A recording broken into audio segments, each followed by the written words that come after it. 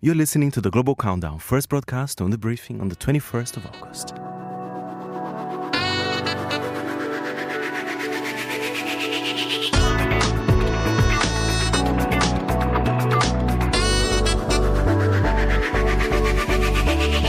You know what that means, lucky listeners around the world. It is Global Countdown time. That means we say, welcome, Fernando Augusto Pacheco. I'm very happy to be here because, as you know, it's a special Global Countdown. I do say this almost every week. You say this all the time. We were talking about this earlier, Fernando. You've kind of become fascinated with the specials. Because I think the Global Countdown is more than just the weekly charts in the world. I think there are some little pockets of information that relates to charts as well that I think is interesting for our listeners. Fernando, pass me that record. Fernando has some props, listeners. I've got a couple of records here. Faye, just quickly, it's an audio medium. Just quickly describe the covers of the two records that I'm holding in my right and left hand here. They're a little bit saucy. They are the covers of some iconic Brazilian telenovelas, and I collect them.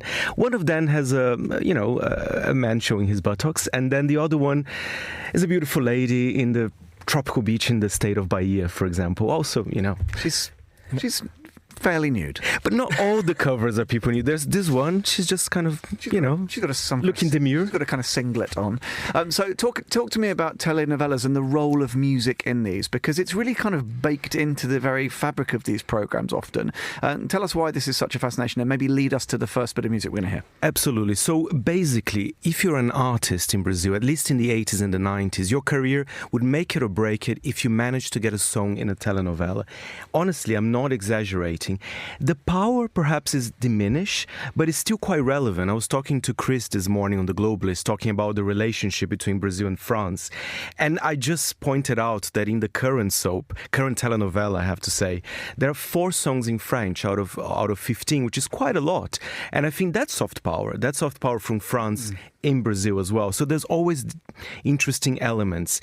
But this time we're looking at the best-selling telenovela soundtracks of all time, okay? So this is a little historical journey.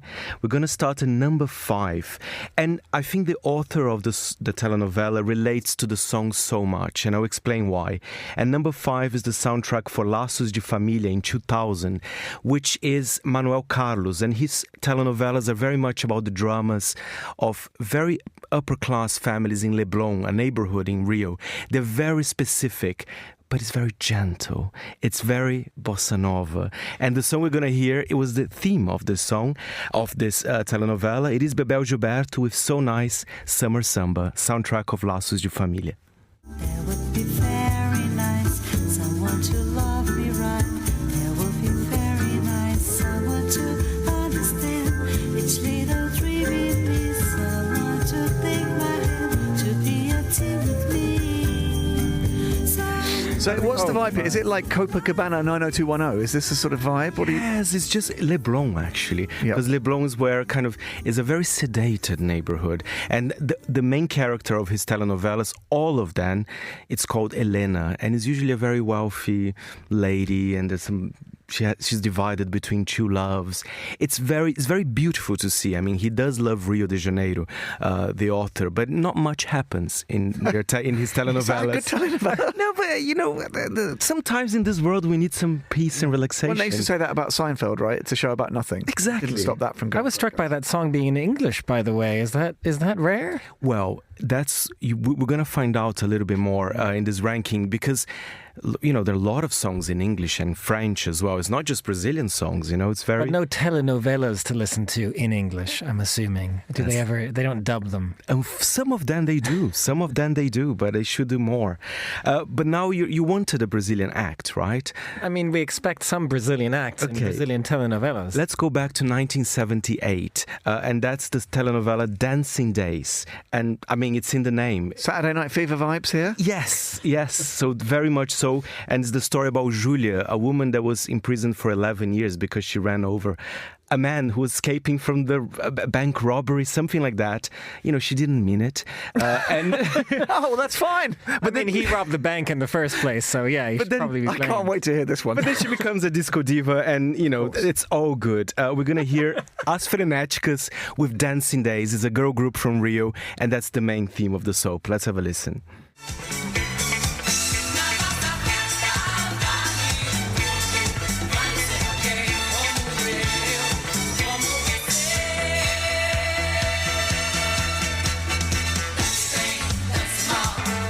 classic. I immediately had At the Car Wash coming into my Yes. head. I mean, there's so many different versions. I've got to say, of listeners, disco tunes. Chris Chermak started throwing out some decisive John Travolta-esque shapes there. Exactly. I don't know what we've just... I did just go to see the immersive Grease musical here in London. I'm sure you did. He does love a musical, Sean. I do love a musical. Guys, number 3, we're changing direction here. And that's the good thing about telenovelas. They're not all the same. So we're going to 1988, Vale Tudo. At the moment, there's a remake of this telenovela on air right now. And then this telenovela was very acid, if I may say. It really criticized Brazil in a way. The main question of the telenovela was like, is it worth being honest in Brazil? So it's all about corruption, and there was this powerful villain, Odete Reutemann. It was really iconic. I would say it was a landmark of Brazilian TV. And even the song relates to those themes. I will translate later, but let's have a listen to Gal Costa, Brasil.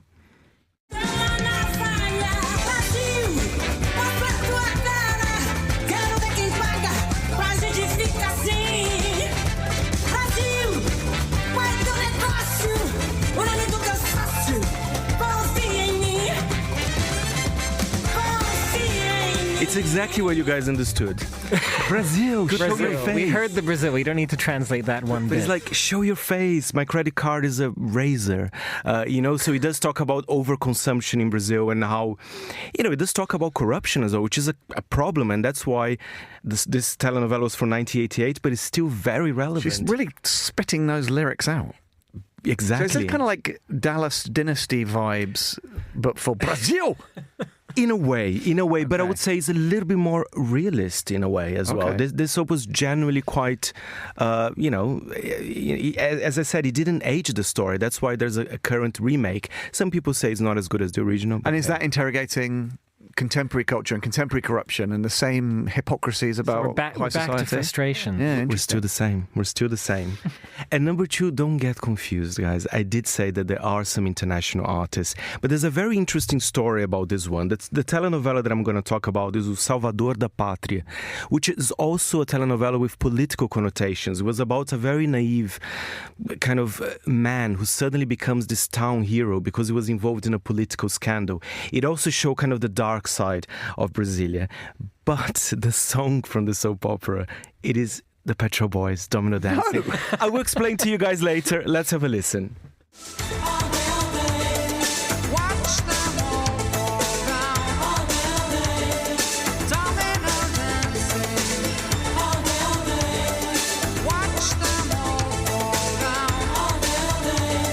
The second best-selling of all time. Do the Pet Shop Boys know that they're this big in Brazil because of a telenovela? Thank you for the question, Chris. They do know.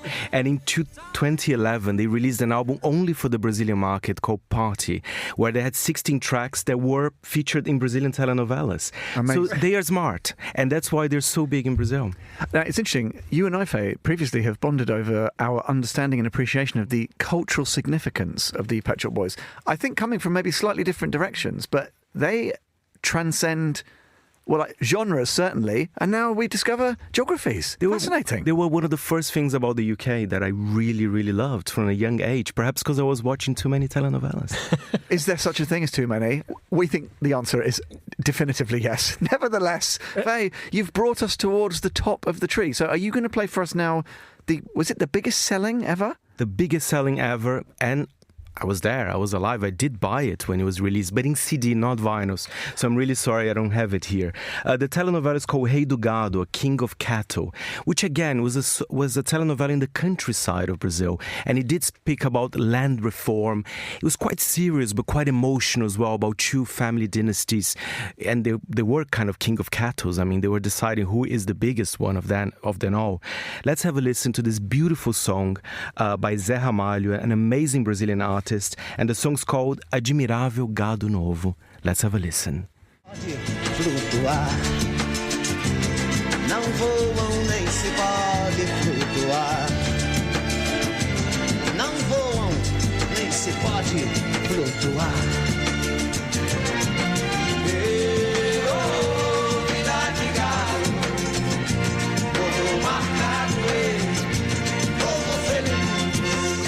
Fernando, was this the version of sort of for comparing? This is like the Brazilian Western or like Yellowstone vibes? Yes. Where are we going? Yes, plus the addition of land reform, and there is also this kind of background of Brasilia. And this song in particular, I mean, I did, copy this from Google, but nevertheless, it's about the contradictions of capitalist societies under authoritarian regimes. That's very current, isn't it?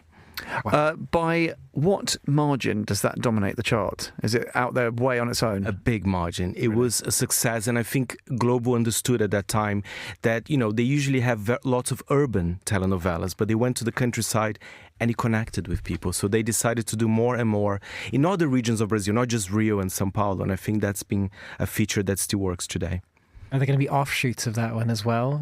I'm sure. There's been a sequel to this soundtrack, actually, because it was so successful. Fernando, it's been a while on Global Countdown, but I always asked you, Desert Island Disc style, if you, Fernando, could only take one of those with you and play it daily from here until your end days, which one of the 5 would it be? Brazil!